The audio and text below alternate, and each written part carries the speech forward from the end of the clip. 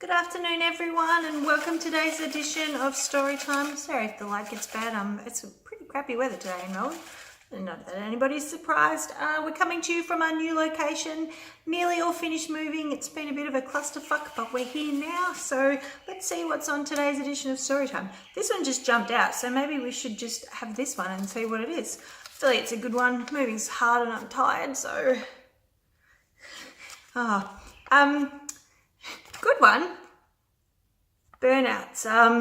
If you're not Australian, burnouts, I don't know, you might not like them as much as we do, but burnouts maybe are an Australian tradition, and I was, my first ever burnout, we went on a hills run and we stopped at this big car park and we decided that we were all going to do burnouts. And so I got in my new SilWA. I'd only had it for about 4 days and I was really excited because I was about to do my first burnout. So I got in, and the first time I got it started and it kind of went ugh and died.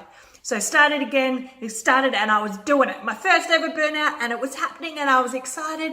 And then the guy I was seeing at the time, his name was Ashley, come running across the car park going like this, waving. And I'm like, oh, he's cheering me on because I'm doing so good.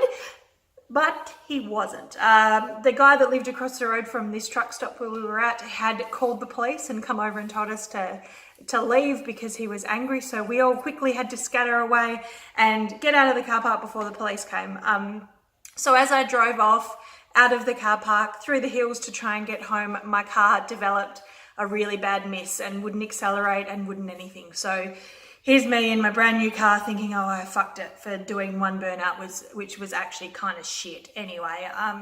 But turned out after a few months, I couldn't figure it out for ages because CAs are pieces of shit sometimes, but I still love them. I'm not bagging them at all.